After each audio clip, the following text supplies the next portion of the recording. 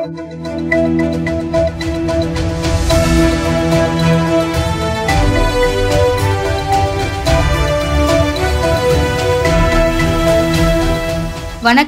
சக்தி விரைவு செய்திகள்.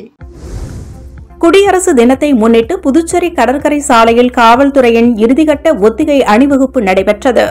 நாடு முழுவதும் நாளை மறுநாள் குடியரசு தின விழா கொண்டாடப்படுகிறது. புதுச்சேரி கடற்கரை சாலையில் நாளை மறுநாள் நடைபெறும் குடியரசு தின விழாவில் துணைநிலை ஆளுநர் தமிழிசை சவுந்தரராஜன் தேசிய கொடியினை ஏற்றி வைத்து அணிவகுப்பு மரியாதையினை ஏற்கின்றார். தொடர்ந்து அலங்கார வாகனங்கள் ஊர்வலம், மாணவ மாணவியர்களின் கலை நிகழ்ச்சிகள் நடைபெறவுள்ளது. குடியரசு தின விழா பாதுகாப்பு பணியில் 400 காவல்துறையினரும், அணிவகுப்பில் 300 காவல்துறையினரும் பங்கேற்கின்றனர். இந்நிலையில் இன்று காலை புதுச்சேரி கடற்கரை சாலையில் இறுதிக்கட்ட அணிவகுப்பு ஒத்திகை நிகழ்ச்சி நடைபெற்றது. காவல்துறையின் பல்வேறு படைப்பிரிவுகள், முப்படைகளை சேர்ந்த NCC மாணவர்கள் மற்றும் பள்ளி கல்லூரி மாணவ மாணவியர்களின் அணிவகுப்பு ஒத்திகை நிகழ்ச்சி மற்றும் பள்ளி மாணவ மாணவியர்களின் கலை நிகழ்ச்சிகள் நடைபெற்றன. உள்துறை அமைச்சகத்தின் எச்சரிக்கையினை தொடர்ந்து புதுச்சேரி முழுவதும் உள்ள விடுதிகள், பேருந்து நிலையம், வணிக வளாகங்கள், ரயில் நிலையம் உள்ளிட்ட இடங்களில் காவல்துறையினர் ஆய்வுப் பணியில் ஈடுபட்டனர். மாணவர்களுக்கான இலவச லேப்டாப் வழங்கும் திட்டத்தை துணைநிலை ஆளுநர் தமிழிசை சவுந்தரராஜன், முதலமைச்சர் ரங்கசாமி, சபாநாயகர் செல்வம், அமைச்சர் நமச்சிவாயம் மற்றும் சட்டமன்ற உறுப்பினர்கள் கலந்து கொண்டு துவக்கி வைத்தனர். புதுச்சேரி அரசு பள்ளிக் கல்வி இயக்ககத்தின் மூலம் புதுச்சேரியில் அரசு பள்ளிகளில் 2023-24 கல்வியாண்டில் 11 மற்றும் 12ஆம் வகுப்பு பயிலும் மாணவ மாணவியர்களுக்கு இலவச மடிக்கணினி வழங்கும் திட்ட துவக்க விழா கதிர்காமம் அரசு பெண்கள் மேல்நிலைப் பள்ளியில் நடைபெற்றது. இவ்விழாவில் சிறப்பு விருந்தினர்களாக துணைநிலை ஆளுநர் தமிழிசை சவுந்தரராஜன் மற்றும் முதலமைச்சர் ரங்கசாமி ஆகியோர் கலந்து கொண்டு மாணவ மாணவியர்களுக்கு இலவச மடிக்கணினிகளை வழங்கி திட்டத்தினை துவக்கி வைத்தனர். இந்த நிகழ்ச்சியில் சட்டப்பேரவை தலைவர் செல்வம், அமைச்சர்கள் நமச்சிவாயம், தேனி ஜெயக்குமார், சட்டப்பேரவை துணைத் தலைவர் ராஜவேலு, அரசு கொறடா AKD ஆறுமுகம், சட்டமன்ற உறுப்பினர்கள் ரமேஷ், பாஸ்கர் என்கின்ற தட்சிணாமூர்த்தி, லட்சுமிகாந்தன் மற்றும் தலைமை செயலாளர் ராஜு வர்மா, அரசு செயலர் ஆஷிஷ் மாதேவ் ராஜ், அரசு செயலர் ஆஷிஷ் மாதவ் ராவ் மோரே, கல்வித்துறை இயக்குநர் பிரியதர்ஷினி உட்பட அதிகாரிகள் பலர் கலந்து கொண்டனர். புதுச்சேரியில் உள்ள கடற்கரையில் தடையினை மீறி குளித்தால் அபராதம் விதிக்க மாவட்ட நிர்வாகத்திற்கு சுற்றுலாத்துறை பரிந்துரை செய்துள்ளது. புதுச்சேரியில் கடந்த ஆண்டு மட்டும் பல்வேறு கடற்கரைகளில் மூழ்கி 50க்கும் மேற்பட்டோர் உயிரிழந்தனர். கடந்த புத்தாண்டு அன்று 4 மாணவர்கள், அடுத்தடுத்து 2 பேர் என கடந்த 20 நாட்களில் மட்டும் 6 பேர் உயிரிழந்துள்ளனர். புதுச்சேரி கடற்கரையில் குளிக்க ஏற்கனவே தடை உள்ளது. ஆனால் தடையினை மீறி குளிக்கும் சுற்றுலா பயணிகளே அதிகம் உயிரிழக்கின்றனர். இந்நிலையில் புதுச்சேரியில் உள்ள கடற்கரையில் தடையினை மீறி குளித்தால் அபராதம் விதிக்க மாவட்ட நிர்வாகத்திற்கு சுற்றுலாத்துறை பரிந்துரை செய்துள்ளது. அண்மை காலமாக கடலில் மூழ்கி உயிரிழப்பவர்களின் எண்ணிக்கை அதிகரித்துள்ள நிலையில் இந்த நடவடிக்கை எடுக்கப்பட்டுள்ளது குறிப்பிடத்தக்கது. புதுச்சேரி அருகே கேபிள் டிவி உரிமையாளர் வீட்டின் முன்பு பெட்ரோல் குண்டு வீசிய ரவுடியினை காவல்துறையினர் கைது செய்தனர். புதுச்சேரி திருபுவனை அடுத்து களித்தீர்த்தால் குப்பம் பகுதியைச் சேர்ந்த ரவுடி கூழ்பானை சுகுமார், இவர் மீது கொலை, அடிதடி என பல்வேறு வழக்குகள் உள்ளன. இந்நிலையில் நேற்று மாலை களித்தீர்த்தால் குப்பம் பகுதியில் உள்ள கேபிள் ஆபரேட்டர் வீட்டின் முன்பு பெட்ரோல் குண்டை வீசிவிட்டு கூழ்பானை சுகுமார் தப்பி ஓடினார். இதுகுறித்து தகவல் அறிந்த திருபுவனை காவல் நிலைய உதவி ஆய்வாளர் பிரியா தலைமையிலான காவல்துறையினர் தப்பி ஓடிய கூழ்பானை சுகுமாரை கைது செய்து விசாரணை மேற்கொண்டு வருகின்றனர். வள்ளலார் ஜோதி தினத்தை முன்னிட்டு புதுச்சேரியில் நாளை மதுக்கடைகளை மூட கலால்துறை உத்தரவிட்டுள்ளது. புதுச்சேரி கலால்துறை ஆணையர் வெளியிட்டுள்ள செய்திக்குறிப்பில், வள்ளலார் ஜோதி தினத்தை முன்னிட்டு புதுச்சேரி மற்றும் காரைக்கால் பகுதியில் இயங்கி வரும் கள், சாராயம் மற்றும் பார் உட்பட அனைத்து வகை மதுபான கடைகளும், மது அருந்த அனுமதிக்கப்பட்ட உணவகங்களில் உள்ள பார் மூடப்பட்டிருக்க வேண்டும் என்றும், அன்றைய தினத்தில் அனைத்து மது கடைகளிலும் மது விற்பனை தடை செய்யப்படுகிறதாகவும், மீறுகின்றவர்கள் மீது புதுச்சேரி கலால் சட்ட விதிகளின் கீழ் நடவடிக்கை எடுக்கப்படும் என்று கூறப்பட்டுள்ளது. புதுச்சேரி மாநிலம் வில்லியனூர் பகுதியில் உள்ள மூப்பனார் காம்ப்ளெக்ஸ் அருகில் அரசு ஊழியர் சம்மேளனத்துடன் இணைக்கப்பட்ட அங்கன்வாடி ஊழியர்கள் சங்கத்தினர் ஒவ்வொரு மாத இறுதியிலும் சம்பளம் வழங்க வேண்டும், 7வது ஊதியக்குழு சலுகையினை அமல்படுத்த வேண்டும் போன்ற பல்வேறு கோரிக்கைகளை நிறைவேற்ற வலியுறுத்தி கவன ஈர்ப்பு ஆர்ப்பாட்டத்தில் ஈடுபட்டனர். இந்த ஆர்ப்பாட்டத்தில் சம்மேளன கௌரவ தலைவர் பிரேமதாசன், ரவிச்சந்திரன், ராதாகிருஷ்ணன், செய்தி தொடர்பாளர் கலைமாமணி டாக்டர் நமச்சிவாயம், அங்கன்வாடி ஊழியர் சங்கத்தின் தலைவர் ராஜலட்சுமி, செயலாளர் தமிழரசி, பொறுப்பாளர் செல்வராணி, அமைப்பு செயலாளர் சத்யா, ப்ராஜெக்ட் தலைவர் சுமதி உட்பட 100க்கும் மேற்பட்டவர்கள் கலந்து கொண்டு கோரிக்கைகளை நிறைவேற்ற வலியுறுத்தி ஆர்ப்பாட்டத்தில் ஈடுபட்டனர். பாஜக தலைவர் போல் செயல்படுவதால் புதுச்சேரி மாநில துணைநிலை ஆளுநர் தமிழிசை தேநீர் விருந்தை புறக்கணிக்க உள்ளதாக காங்கிரஸ் மற்றும் திராவிட முன்னேற்றக் கழகம் தெரிவித்துள்ளது. புதுச்சேரி எதிர்க்கட்சித் தலைவர் சிவா வெளியிட்டுள்ள அறிக்கையில், சமீப காலமாக புதுச்சேரி ஆளுநர் மாளிகை என்பது பாஜக கொடி கட்டாத அலுவலகமாகவும் ஆளுநர் தமிழிசை பாஜக தலைவர் போலும் செயல்படுவதாகவும் தெரிவித்துள்ளார். மேலும் இச்செயல் அவர் வகிக்கும் பொறுப்புகளுக்கு அழகல்ல என்று தாங்கள் தொடர்ந்து சுட்டிக்காட்டியும் அவர் தன் நிலையில் இருந்து மாறாமல் இருந்து வருவதாகவும் குறிப்பிட்டுள்ளார். ஆகவே துணைநிலை ஆளுநர் தமிழிசை சவுந்தரராஜன் விடுத்துள்ள குடியரசு தின விழா தேநீர் விருந்து அழைப்பினை புதுச்சேரி மாநில திராவிட முன்னேற்றக் கழகம் புறக்கணிக்கிறது என்று தெரிவித்துள்ளார். மேலும் இதனிடையே தேநீர் விருந்தை காங்கிரஸ் கட்சியும் புறக்கணித்துள்ளதாக சட்டமன்ற காங்கிரஸ் கட்சி தலைவர் வைத்தியநாதன் அறிவித்துள்ளார். புதுச்சேரி மாநிலம் திருபுவனை சட்டமன்ற தொகுதிக்கு உட்பட்ட சோரப்பட்டு கிராமத்தில் ஆதி திராவிடர் மக்கள் வசிக்கும் பகுதியில் உள்ள சுடுகாட்டிற்கு செல்லும் பாதையினை 12,48,000 மதிப்பீட்டில் புதிய சாலை அமைப்பதற்கான பூமி பூஜையினை தொகுதியின் சட்டமன்ற உறுப்பினர் அங்காளன் தலைமையில் பூமி பூஜை செய்து துவக்கி வைக்கப்பட்டது.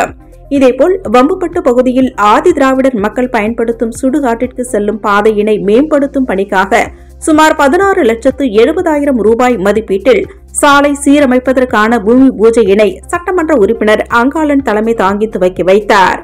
இந்நிகழ்ச்சியில் ஆதி திராவிடர் நலத்துறை செயலர் கேசவன், ஆதி திராவிடர் நலன் மற்றும் பழங்குடியினர் நலத்துறை இயக்குநர் இளங்கோவன், புதுச்சேரி ஆதி திராவிடர் மற்றும் பழங்குடியினர் மேம்பாட்டு வரைநிலை கழகத்தின் மேலாண் இயக்குநர் சிவக்குமார், செயற்பொறியாளர் பக்தவக்ஷலம், பொது மேலாளர் ஆறுமுகம், இளநிலை பொறியாளர் திருவருட்செல்வம், ஒப்பந்ததாரர்கள் மற்றும் ஊர் பொதுமக்கள் பலர் கலந்து கொண்டனர்.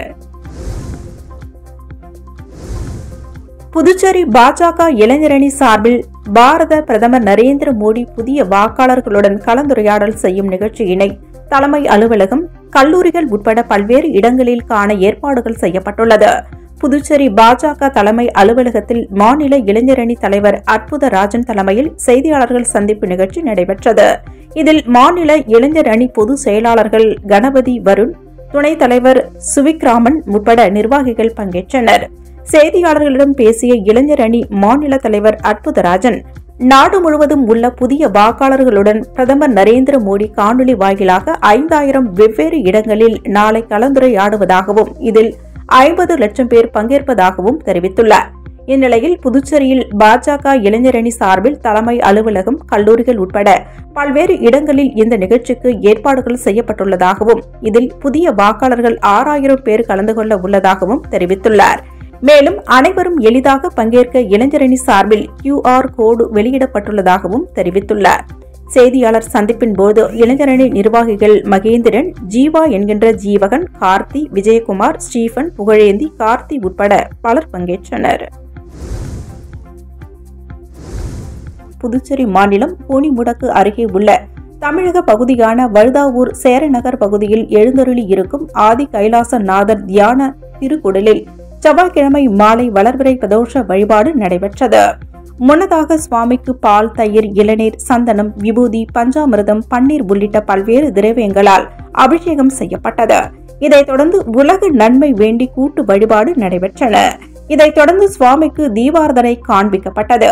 இதில் பக்தர்கள் திரளானவர்கள் கலந்து கொண்டு சுவாமி தரிசனம் செய்தனர். இதைத் தொடர்ந்து விழாவில் கலந்து கொண்ட பொதுமக்கள் அனைவருக்கும் அன்னதானம் வழங்கப்பட்டது.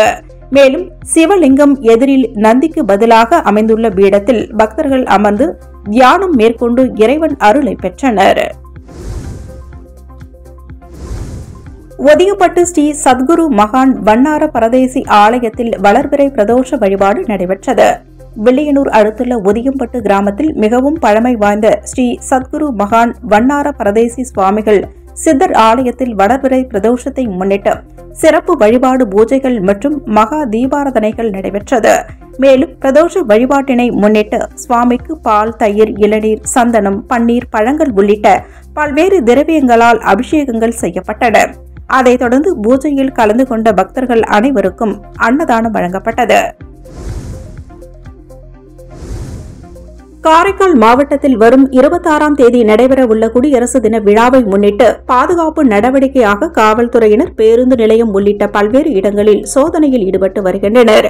காரைக்கால் மாவட்டத்தில் வரும் 26ஆம் தேதி குடியரசு தின விழாவை முன்னிட்டு காரைக்கால் புறவழிச்சாலை விளையாட்டு திடலில் ஆட்சியர் தேசிய கொடியினை ஏற்றி வைத்து காவல்துறை அணிவகுப்பு மரியாதையினை ஏற்றுக் கொள்கிறார். குடியரசு தின விழாவை முன்னிட்டு காரைக்கால் மாவட்டத்தில் பல்வேறு இடங்களில் காவல்துறையினர் வாகன சோதனை மற்றும் பேருந்து நிலையம், தங்கும் விடுதிகள் உள்ளிட்டவற்றில் சோதனை செய்து வருகின்றனர். காரைக்கால் நகர காவல் நிலைய எல்லைக்கு உட்பட்ட பகுதியிலான புதிய பேருந்து நிலையத்திலிருந்து புறப்படும் பேருந்துகள் மற்றும் அங்கிருந்து பயணிகளின் பைகளை ஆய்வாளர் புருஷோத்தமன் தலைமையில் நகர காவல் நிலைய காவல்துறையினர் சோதனை செய்தனர். அதைத் தொடர்ந்து அருகில் உள்ள தங்கும் விடுதிகளில் தங்கியுள்ளவர்களையும் சோதனை செய்தனர்.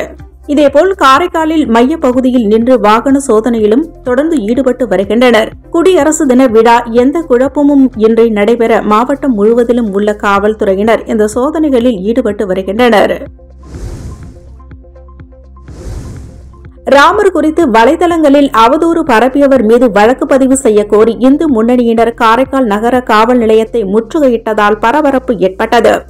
ஜனவரி 22ஆம் தேதி அயோத்தியில் ராமர் கோவில் திறக்கப்பட்டது.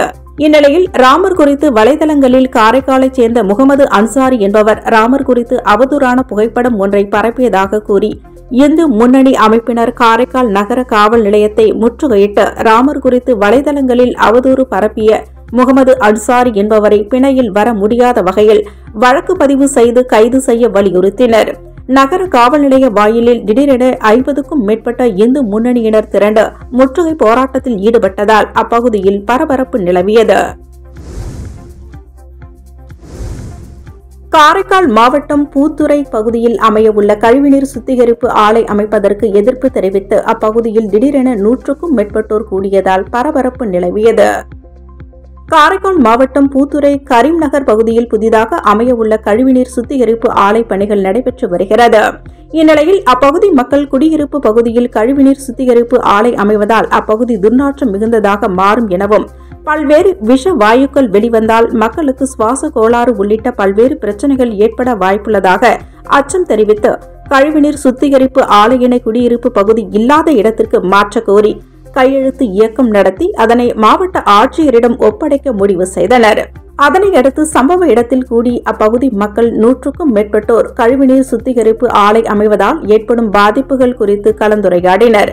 அதைத் தொடர்ந்து அங்கிருந்து வந்த அனைவரும் கையெழுத்து இயக்கத்தில் கையெழுத்திட்டு இதனை மாவட்ட ஆட்சியரிடம் ஒப்படைத்தனர். திடீரென பூத்துறை கரீம் நகர் பகுதியில் 100க்கும் மேற்பட்டோர் கூடியதால் அப்பகுதியில் பரபரப்பு நிலவியது. மக்கள் குடியிருக்கும் இடத்தில் அமைய உள்ள கழிவுநீர் சுத்திகரிப்பு ஆலையினை குடியிருப்புகள் இல்லாத இடத்திற்கு மாற்ற அப்பகுதி மக்கள் புதுச்சேரி அரசிற்கு கோரிக்கை விடுத்துள்ளனர். தமிழ்நாட்டில் இன்று முதல் ஜனவரி 30ஆம் தேதி வரை வறண்ட வானிலையே நிலவும் எனவும் நீலகிரி மாவட்டத்தில் ஒரு சில இடங்களில் இரவு அதிகாலை வேளையில் உறைபனி ஏற்பட வாய்ப்புள்ளது என்றும் சென்னை வானிலை ஆய்வு மையம் தெரிவித்திருக்கின்றது. இதுகுறித்து வெளியான அறிவிப்பில் தென்னிந்திய பகுதிகளில் மேல் ஒரு வளிமண்டல கீழடுக்கு சுழற்சி நிலவி வருகிறது. இதன் காரணமாக ஜனவரி 24ஆம் தேதி மற்றும் ஜனவரி 25ஆம் தேதி தமிழ்நாடு, புதுச்சேரி மற்றும் காரைக்கால் பகுதிகளில் வறண்ட வானிலை நிலவக்கூடும் என்றும் தமிழ்நாட்டில் ஒரு சில இடங்களில் அதிகாலை வேளையில் லேசான பனி மூட்டத்திற்கு வாய்ப்புள்ளதாகவும் கூறப்பட்டுள்ளது. மேலும் ஜனவரி 26ஆம் தேதி முதல் ஜனவரி 30ஆம் தேதி வரை தமிழ்நாடு, புதுச்சேரி மற்றும் காரைக்கால் பகுதிகளில் வறண்ட வானிலை நிலவக்கூடும் என்றும் தெரிவிக்கப்பட்டுள்ளது. மாலத்தீவுடனான இந்தியாவின் உறவில் விரிசல் ஏற்பட்டு வரும் நிலையில் தற்போது புதிதாக இன்னொரு பிரச்சனை ஏற்பட்டுள்ளது. சீனாவின் ஆராய்ச்சி உளவு கப்பல் ஒன்றை மாலத்தீவு தங்கள் நாட்டிற்குள் அனுமதித்துள்ளது. இந்த கப்பலின் ஆராய்ச்சி நடவடிக்கைகள் குறித்து இந்தியாவின் எச்சரிக்கைகளை, கவலைகளை பொருட்படுத்தாமல் சியாங் ஹாங் யாங் 03 என்ற சீன கப்பலை மாலத்தீவு தங்கள் நாட்டு கடல் எல்லைக்குள் அனுமதித்துள்ளது.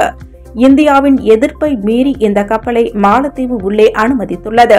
துறைமுக பணியாளர்களை மாற்றுவதற்கும் சர்வீஸ் செய்வதற்கும் மட்டும் இந்த கப்பலை உள்ளே அனுமதிப்பதாக மாலத்தீவு வெளியுறவு அமைச்சகம் தெரிவித்துள்ளது.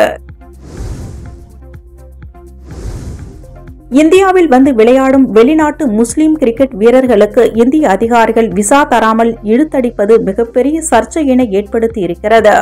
பாகிஸ்தானை சேர்ந்த கிரிக்கெட் வீரர்களுக்கு இந்தியா வர மத்திய அரசு அனுமதி வழங்குவதில்லை.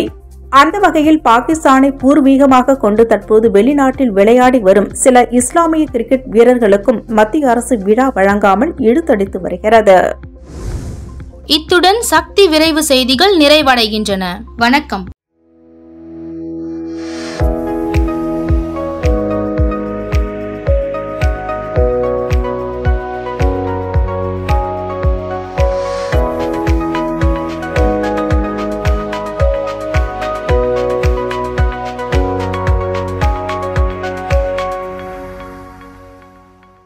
உங்கள் சக்தி செய்திகளை உடனுக்குடன் தெரிந்து கொள்ள சக்தி சேனல் புதுச்சேரி யூடியூப் சேனலை சப்ஸ்கிரைப் செய்து கொள்ளுங்கள். மறக்காமல் பெல் பட்டனையும் கிளிக் பண்ணுங்க.